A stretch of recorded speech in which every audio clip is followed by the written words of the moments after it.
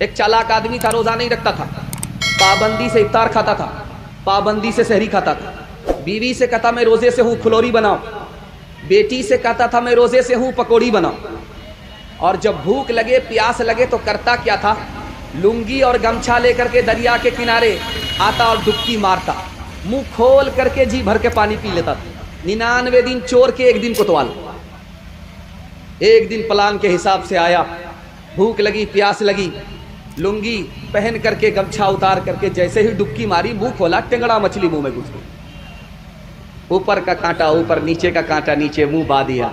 Doctor کے پاس جب لایا گیا تو کہا کس منحوس کو لے کر کے آئے ہو؟ مچھلی کا کچی مچھلی منہ میں اور کانٹا اوپر اور نیچے، بات کیا ہے؟ تب لوگوں کو سمجھ میں آیا گھوٹالا کرتا تھا، روزہ نہیں رکھتا تھا، پابندی سے افطار کھاتا تھا، اوپر سے پھٹ پھاٹ تھا، نیچے سے مقامہ گھاٹ تھا. ایک خاص بات بتانے کے لیے جا رہا ہوں.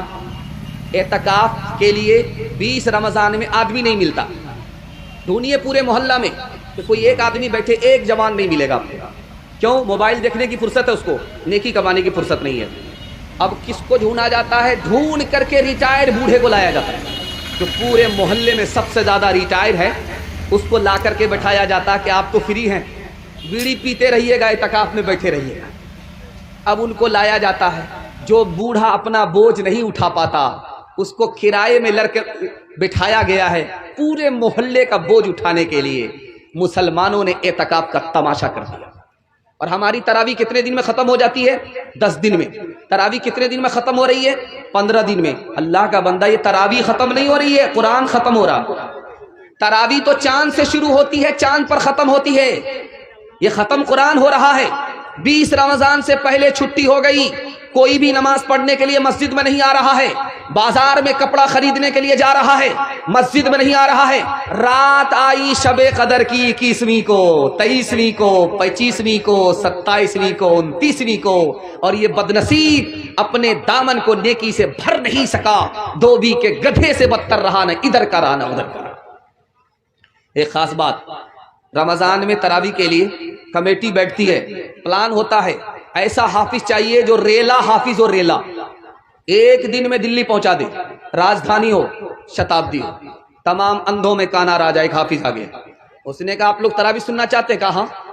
کہا کتنے دن میں سننا چاہتے؟ کہا آپ کتنے دن میں سنا سکتے؟ کہا ایک دن میں آپ ہمارے پیچھے آنکھ بند کیجئے، ہم آپ کو سیدھا دلی پہنچا دیں. بولا نہیں بہت بھاری ہو جائے گا، 3 دن میں ختم کیجئے. پہلا دن آیا 10 پارے ہو گئے، دوسرا دن آیا 20 پارے ہو گئے، تیسرا دن آیا تو اعلان کیا مبارک ہو تراویح ختم. ایک آدمی پیچھے تراویح سن رہا تھا، اس کو سورہ یاسین یاد تھی. اس نے کہا پورا قرآن پڑھ دیا، سورہ یاسین نہیں آئی، ضرور گھوٹالا کیا. یعلمون تعلمون کر کے دلی پہنچایا.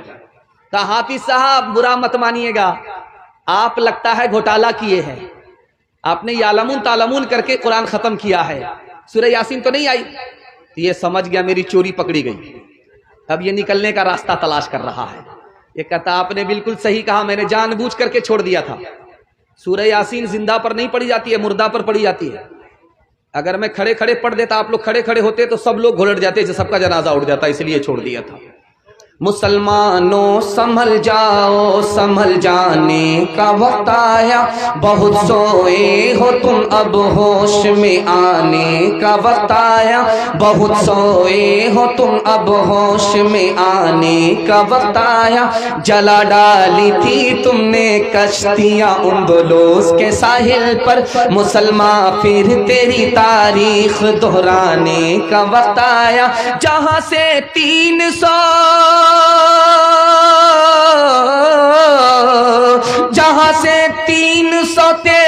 چلے تھے تم مسلمانوں، انہی ماضی کی راہوں پر، انہی ماضی کی راہوں پر پلٹ جانے کا وقت آیا، انہی ماضی کی راہوں پر پلٹ جانے کا وقت آیا. ختم تراویح میں زیادہ ہوں گے، سورہ تراویح میں کم ہوں گے. ہاتھ اٹھائیے انشاءاللہ. یہ دیکھیے ہاتھ اٹھانے والے کہاں ہیں؟ یہ سسرال میں ہے کہ پنڈال میں ہے؟ ذرا انصاف کیجیے. یہ کنیا کے بھی ماموں ہے، دلہا کے بھی ماموں. دھیان سے سنیے گا. دوسری کوتاہی رمضان کے حوالے سے آپ کو سنانے کے لیے جا رہا ہوں.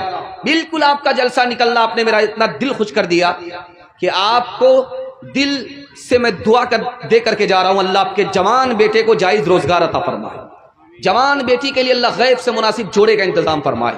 دھیان سے سنیے گا دوسرا نمونہ، رمضان کے مہینے میں ہم لوگ روزہ رکھتے ہیں، بھوکا رہتے ہیں، پیاسا رہتے ہیں، اور کب تک رہتے ہیں؟ جب تک سورج ڈوب نہ جائے۔ اور جانتے ہیں ایسا کیوں کرتے ہیں؟ تاکہ ہم کو غریب پر رحم آئے کہ بھوکا آدمی کیسا لاچار ہوتا ہے، پیاسا آدمی کتنا بے بس ہوتا ہے۔ ہم نے روزہ رکھا، صبح سے لے کر کے شام تک بھوکے رہے، پیاسے رہے، اور غریبوں پر ہمیں رحم نہیں آیا، ہمارا روزہ بے اثر ہو گیا۔ اور جانتے ہیں ہم فطرہ کب نکالتے ہیں؟ سیدھے عید کے چاند میں فطرہ نکالتے ہیں۔ اگر غریبوں پر رحم آتا تو آپ پہلے فطرہ نکالتے، اور فطرہ میں آپ کیا دے رہے ہیں؟ ساڑھی دے رہے ہیں، لنگی دے رہے ہیں، گمچھا دے رہے ہیں۔ اگر آپ غریبوں پر رحم کھاتے تو آپ کو پیسہ دینا تھا، پیسہ دیتے، پیسہ میں 50 ضرورت پوری ہو جاتی ہے، لنگی سے دوائی کا مسئلہ حل نہیں ہوتا، گمچھا سے بھوک اور پیاس کا مسئلہ حل نہیں ہوتا۔ اگر آپ غریبوں پر مہربان ہوتے تو جس دن آپ نے اپنے بچوں کے لیے کپڑا خریدا تھا اسی دن آپ کو فطرہ نکال دینا تھا۔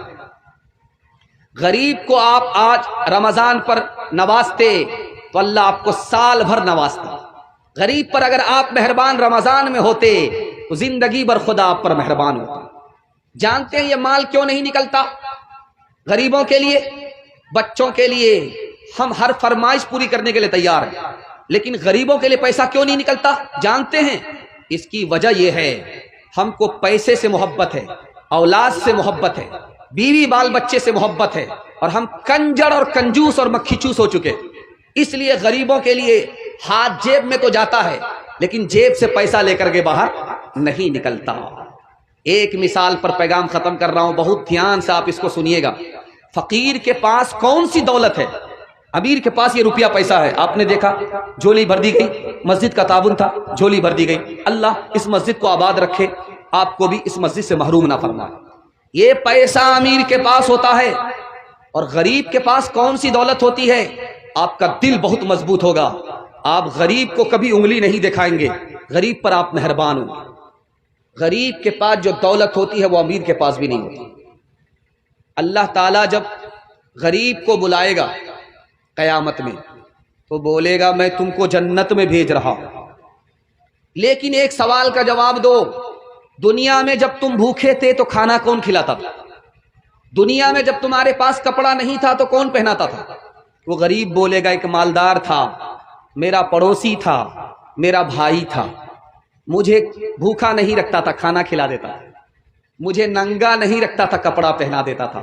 اللہ فرمائے گا او غریب میں تم کو جنت بھیج رہا ہوں، اکیلے مت جاؤ، اس امیر کو بھی ساتھ میں لے کر کے جنت میں جاؤ۔ غریب کے پاس جو دولت ہے وہ امیر کے پاس نہیں ہے، خود جنت میں جائے گا، امیر کو جنت میں لے کر کے جائے گا۔ ایک مثال پر پیغام ختم کر رہا ہوں، اس کو بہت دھیان سے سنیے گا، کچھ یاد رہے یا نہ رہے، زندگی بھر یہ بات آپ کو کام آئے گی۔ کوئی اگر آپ کے ہاں آ جائے رمضان میں مانگنے کے لیے تو دینا ہے تو دے دیجئے گا، نہیں دینا ہے تو معافی مانگ لیجئے گا، تانا مت ماریے گا۔ بہت خطرناک چیز ہے، اللہ کا عرش ہل جاتا۔ ایک آدمی کھانا کھا رہا تھا، بیوی بغل میں تھی، پانی پلا رہی تھی، سائل آیا تو شوہر نے کہا ایسا کرو یہ کھانا لے جاؤ، وہ جو باہر کھڑا سائل ہے اس کو دے دو۔ وہ عورت جو کھانا لے کر کے گئی ہنستی ہوئی، وہاں سے جب واپس آئی تو روتی ہوئی آئی۔ تو شوہر نے کہا اللہ کے بندی ہنستی ہوئی گئی، روتی ہوئی آئی، کیا وجہ ہے؟ کہا وہ جو بھکاری تھا وہ میرا پہلا شوہر تھا، میرے دروازے پر کھڑا تھا۔ کہا کہ وہ بھکاری کیسے ہو گیا؟ کہا بہت بڑا امیر تھا، بہت پیسے والا تھا، گدی اور سدی والے تھا، دسترخوان پر بیٹھا ہوا تھا، سائل آ گیا، جوتے سے خبر لی، اس سائل کو رولا کر کے بھیجا، اس کی آہ لگ گئی، ساری دولت بیکار ہو گئی، بھیک کا کٹورا ہاتھ میں آ گیا۔ اب اس شوہر نے کہا کہ وہ سائل جس کو جوتا مارا تھا تمہیں پتا ہے کون ہے؟ وہ میں تھا۔ اللہ نے اس کی دولت کا مجھ کو مالک بنا دیا، اس کی عورت کا مالک بنا دیا۔ ہاتھ جوڑ کر کے میں آپ سے کہتا ہوں، غریب کو اب تانا نہیں ماریں گے، دینا ہے دے دیجئے، نہیں دینا ہے معافی مانگ لینا۔ ہاتھ اٹھا کر کے وعدہ کیجئے، بچائیں گے زیادہ، خرچ کریں گے کم۔ وہ نبیوں میں رحمت لقب پانے والا، مراد غریبوں کی برلانے والا، وہ نبیوں میں رحمت لقب پانے والا، مراد غریبوں کی برلانے والا، وہ اپنے پرائے کا غم کھانے والا، مصیبت میں غیروں کے کام آنے والا، فقیروں کا ملجا، ضعیفوں کا ماوا، یتیموں کا والی، غلاموں کا مولا۔ دوسرا پیغام نکل گیا۔ اب ایک تیسرا پیغام، اس کو دھیان سے سنیے گا، سامنے رمضان ہے اور آپ کو اتنا فائدہ ہوگا کہ آپ ہمارے لیے زندگی بھر دعا کیجیے گا۔